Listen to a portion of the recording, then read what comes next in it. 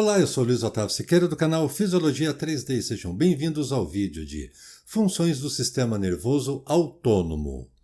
Conforme nós já vimos, o sistema nervoso autônomo é um componente do sistema nervoso periférico, formado pelas vias motoras do sistema nervoso involuntário, sendo que o sistema nervoso involuntário divide em sistema nervoso autônomo simpático e sistema nervoso autônomo parasimpático.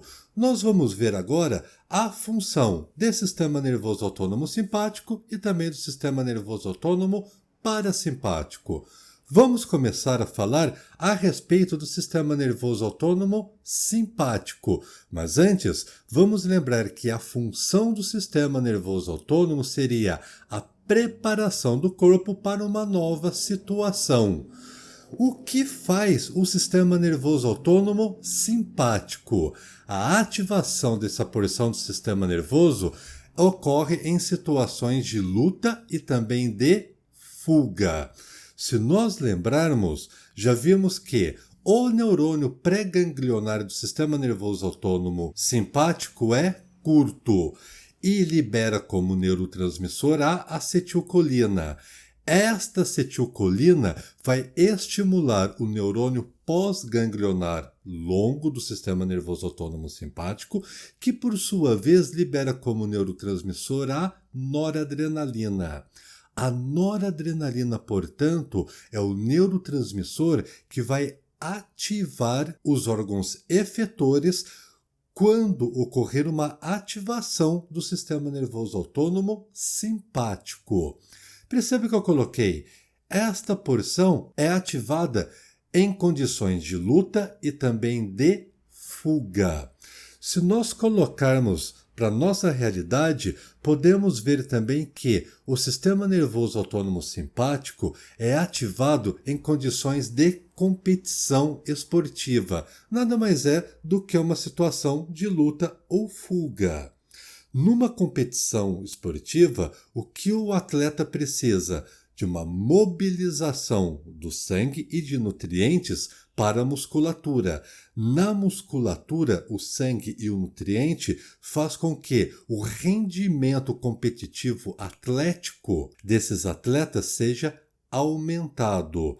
Mas não somente é uma condição de competição ocorre a ativação do sistema nervoso autônomo simpático. Outras condições também ocorrem, como o medo. Quando a gente sente medo, perceba o seguinte, o nosso coração tem um aumento da frequência cardíaca, o coração dispara, a boca fica seca, a pupila dilata. Esses são sintomas relacionados com a ativação do sistema nervoso autônomo simpático. De forma semelhante, esses mesmos sintomas ocorrem em condições de ansiedade e de estresse. Então perceba um detalhe. Em competições esportivas, no medo, na luta, na fuga, na ansiedade e no estresse, ocorre uma ativação do sistema nervoso autônomo simpático. No futuro, a gente vai falar a respeito de várias características que ocorrem durante a ativação do sistema nervoso autônomo simpático em diferentes sistemas orgânicos. Como nós já sabemos, a ativação do sistema nervoso autônomo permite a preparação do corpo. No sistema nervoso autônomo simpático, quando ativado, ocorre o aumento da frequência cardíaca. Isso porque a ativação simpática estimula a funcionalidade de receptores beta-1 adrenérgicos. Nós já falamos a respeito de receptores adrenérgicos neste canal. Naquele momento nós falamos a respeito de receptores alfa e beta adrenérgicos. Vamos ver agora a função de receptores beta-1 adrenérgicos. Esses receptores vão aumentar a força e a frequência dos batimentos cardíacos. Agora veja um outro detalhe bastante interessante. Quando nós falamos a respeito da função dos pulmões, ocorre uma broncodilatação por meio da ativação simpática. Isso porque A ativação simpática também estimula receptores beta-2 adrenérgico. Este receptor beta-2 adrenérgico é o responsável pela bronquiodilatação.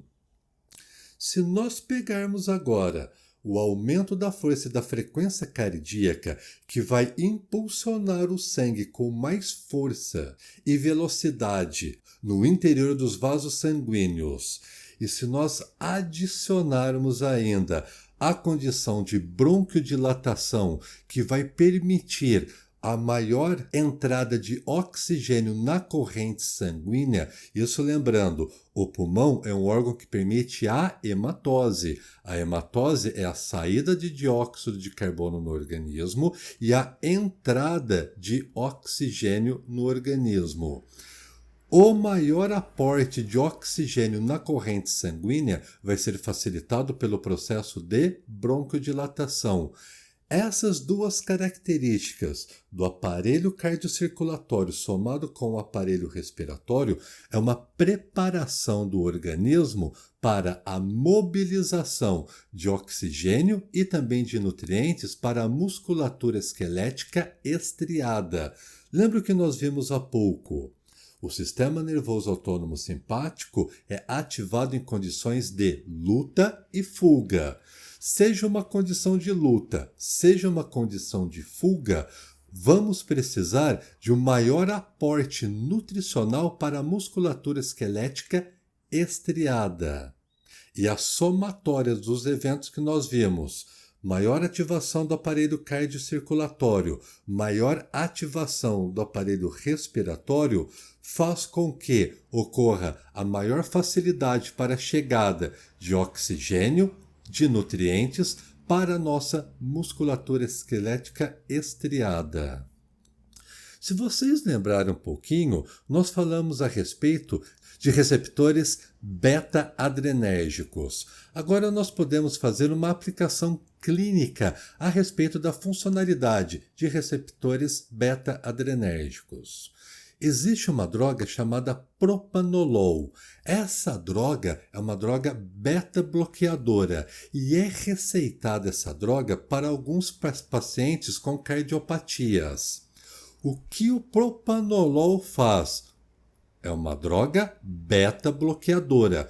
O que nós acabamos de aprender a respeito de receptores beta-adrenérgicos. Vimos que o receptor beta-1 adrenérgico está ativando a função cardiocirculatória, aumentando a força e a frequência dos batimentos cardíacos. Agora veja bem, se eu administrar no paciente uma droga beta-bloqueadora que vai bloquear a função dos receptores beta-1 adrenérgico, o que vai acontecer? Essa droga vai levar a uma redução da frequência cardíaca e, consequentemente, uma redução da pressão arterial. Esses são os eventos desejados da ação dessa droga. Porém, essa droga apresenta um problema. O propanolol também bloqueia receptores beta-2 adrenérgico. Então, o que acontece? Essa droga não distingue o receptor beta-adrenérgico, atua tanto em receptor beta-1 adrenérgico quanto em receptor beta-2 adrenérgico. E essa droga também vai bloquear a ação de receptor beta-2 adrenérgico. O que nós acabamos de aprender a respeito de receptor beta-2 adrenérgico?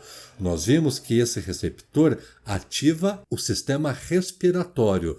Porém, gente, agora se nós bloquearmos os receptores beta-2 adrenérgicos, o que vai acontecer? Uma redução do efeito bronquiodilatador e uma bronquioconstrição. Então veja bem, o propanolol não pode ser administrado para todos os pacientes. Aqueles pacientes que, além da função cardiocirculatória prejudicada, também têm um prejuízo da função respiratória, não pode utilizar propanolol. Isso porque o propanolol é uma droga beta-bloqueadora, bloqueia receptores beta-2 adrenérgico e pode levar a problemas no aparelho respiratório. Por isso, essa droga precisa ser substituída em pacientes que apresentam bronquite, outras doenças obstrutivas do pulmão e asma. Por falar em asma, nós também podemos fazer uma aplicação clínica em acordo com essa patologia. Todos vocês já devem ter visto um spray de adrenalina. Agora, muita atenção no que eu vou falar. As drogas mais antigas, aquelas formulações mais antigas, as primeiras formulações, apresentavam também um probleminha. Aquelas drogas estimulavam os receptores beta-2 adrenérgico. Estimulando o receptor beta-2 adrenérgico, nós já aprendemos a função fisiológica desses receptores no aparelho respiratório. Esses receptores vão facilitar o aumento do efeito broncodilatador, consequentemente a bronquiodilatação. Isto é o efeito desejado para os pacientes asmáticos, aumentar a broncodilatação, consequentemente facilitando as trocas gasosas. Porém, gente, veja um detalhe, nos mais antigos, fiquem bem claro isso, nas formulações mais antigas, esses sprays de adrenalina também estimulavam receptores beta-1 adrenérgico. Nessa condição, o que pode acontecer? Um aumento da frequência cardíaca e um aumento da pressão arterial. Isto porque o receptor beta-1 adrenérgico é o receptor que está atuando no aparelho cardiocirculatório. E a estimulação desses receptores leva a um aumento da frequência cardíaca e um aumento da pressão arterial. Mas há formulações mais recentes que os receptores beta-1 adrenérgico não são estimulados em um spray de adrenalina. Isso vai evitar o aumento da frequência cardíaca e também o aumento da pressão arterial. Agora nós vamos falar a respeito do sistema nervoso autônomo parasimpático. Essa porção do sistema nervoso autônomo é estimulada em situações de repouso e digestão. Se nós lembrarmos, podemos falar também que o neurônio pré-ganglionar do sistema nervoso autônomo parasimpático é longo e secreta como neurotransmissor a acetilcolina. Por sua vez, o neurônio pós-ganglionar do sistema nervoso autônomo parasimpático é curto e secreta como neurotransmissor também a acetilcolina. É a acetilcolina, portanto, que vai estimular os órgãos-alvo e gerar as ações fisiológicas com a ativação do sistema nervoso autônomo parasimpático. E quando mesmo que esse sistema é ativado? Em condições de repouso e digestão. A ativação do sistema nervoso autônomo parasimpático, portanto, vai facilitar os processos digestivos. Também vai ser ativado quando o paciente está em repouso ou também em relaxamento. Essas são as condições onde ocorre a ativação do sistema nervoso autônomo parasimpático. Vamos ver que a ativação do sistema autônomo parasimpático nos processos digestivos vai facilitar a digestão. Como? Facilita a digestão por meio da secreção fluida da saliva. A saliva fluida, nós vamos ver isso também no futuro, vai facilitar o início da digestão, a formação do bolo alimentar e, consequentemente, os processos de deglutição.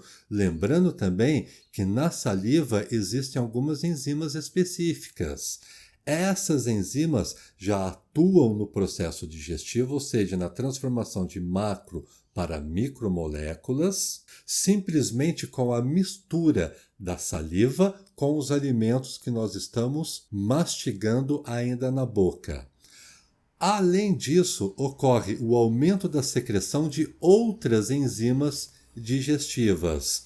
Aumenta também a motilidade peristáltica, por meio da ativação do sistema nervoso autônomo parasimpático. O peristaltismo, para quem não lembra, é uma onda muscular que vai impulsionar o bolo alimentar das regiões mais proximais do aparelho digestivo até o ânus. Todo esse movimento, começando pelo bolo alimentar, passando pelo bolo fecal, ocorre no interior de vísceras ocas e essas vísceras vão contraindo de forma rítmica, fazendo com que o alimento e o bôlus seja impulsionado ao longo do aparelho digestivo. Também facilita a inibição do fechamento dos esfíncteres. Os esfíncteres nada mais são do que músculos circulares. Esses músculos nós vamos aprender também na fisiologia do aparelho digestivo, que vai formar compartimentos fechados ao longo do trato digestivo. A abertura desses esfíncteres vai facilitar o trânsito do bôlus no interior do aparelho digestivo. Na condição de repouso, o que acontece com a ativação do sistema nervoso autônomo parasimpático? Ocorre uma diminuição da frequência cardíaca, a diminuição da pressão arterial, o desvio do sangue da musculatura esquelética estriada. Este sangue é desviado da musculatura esquelética estriada, pois, em condições de repouso, nós não precisamos de um aporte nutricional na musculatura esquelética estriada. Na verdade, o aporte de sangue, o aporte nutricional, precisa ser desviado da musculatura esquelética estriada para as vísceras, em especial as vísceras do sistema digestivo. Isso porque o sistema nervoso autônomo parasimpático, quando ativado, nós acabamos de ver, facilita os processos digestivos. Se está facilitando os processos digestivos, está ocorrendo os processos digestivos, isso significa dizer que as vísceras do sistema digestivo estão trabalhando com mais atividade em relação à musculatura esquelética estriada. Este maior trabalho das vísceras necessita de um maior consumo de oxigênio e de nutrientes que são conduzidos pela circulação. Por isso, ocorre o desvio do sangue para as vísceras digestivas. Vamos ver uma coisa muito interessante: os efeitos muscarínicos da acetilcolina por meio da estimulação parasimpática. Essa plantinha bem simpática que a gente está vendo recebe o nome de Atropa belladonna. Perceba esse nome, belladonna. O que acontece, pessoal? Essa planta secreta uma droga chamada de atropina. A atropina é uma droga que vai inibir a ação da acetilcolina. O que nós aprendemos há pouco? A acetilcolina é o neurotransmissor que é liberado do neurônio pós-ganglionar do sistema nervoso autônomo parasimpático e vai levar a informação para os órgãos-alvo. O que acontece é que a atropina inibe a liberação de acetilcolina. Portanto, a acetilcolina não vai atingir os órgãos-alvo e não vai exercer a sua ação. A planta chama Atropa belladonna. Isso ocorre o seguinte, pessoal: a atropina vai inibir os efeitos parasimpáticos da íris. Lá atrás, na Idade Média, as mulheres daquela época usavam essa droga, que era obtida por meio da plantinha Atropa belladonna, para pingar nos olhos.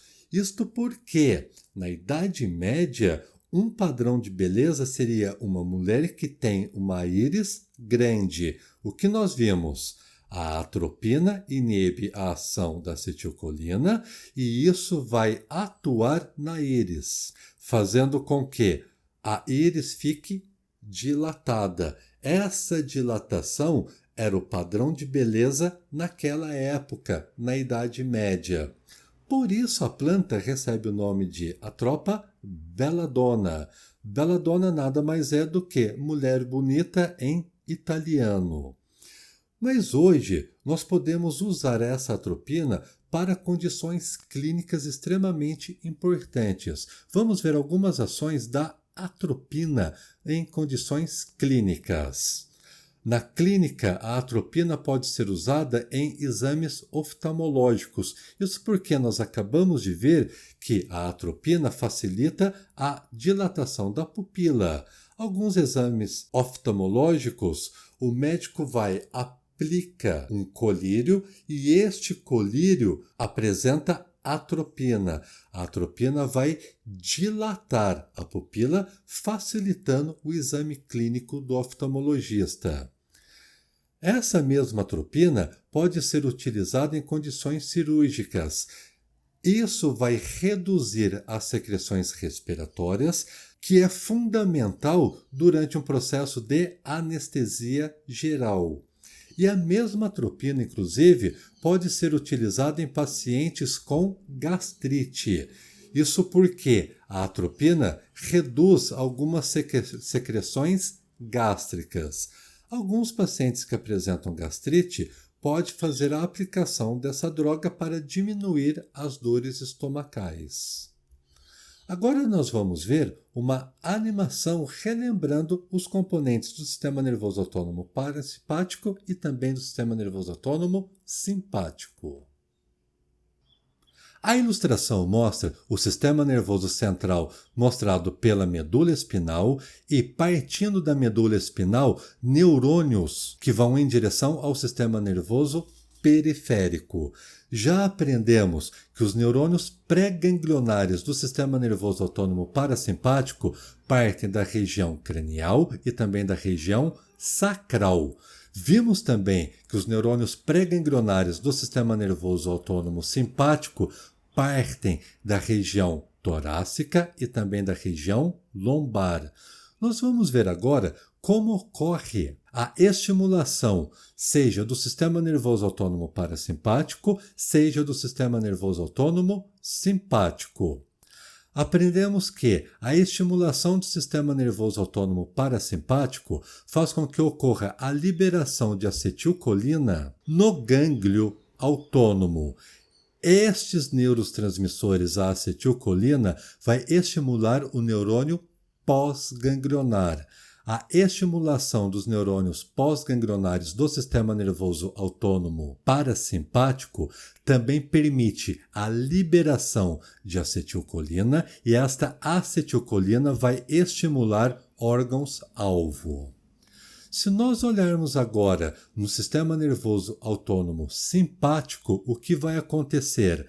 A ativação dos neurônios pré-ganglionares faz com que ocorra a liberação também de acetilcolina do neurônio pré-ganglionar. A acetilcolina vai estimular o neurônio pós-ganglionar do sistema nervoso autônomo simpático. Mas perceba, o neurônio pós-ganglionar do sistema nervoso autônomo simpático vai liberar como neurotransmissor a noradrenalina. A noradrenalina, portanto, quando liberada do sistema nervoso autônomo simpático, é o neurotransmissor responsável por ativação dos órgãos-alvo. Revejam a animação do sistema nervoso autônomo simpático e parasimpático.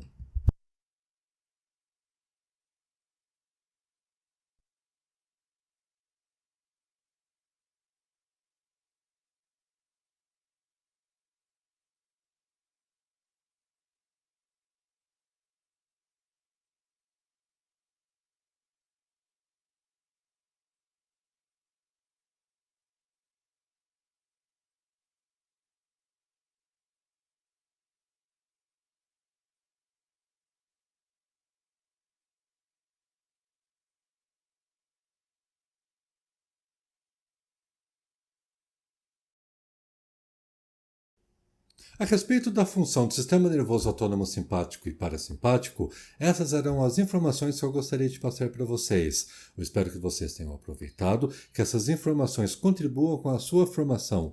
Se chegou até aqui, deixe um like, se não for inscrito, se inscreva no canal e nos vemos em breve. Muito obrigado por assistir esse vídeo e até mais!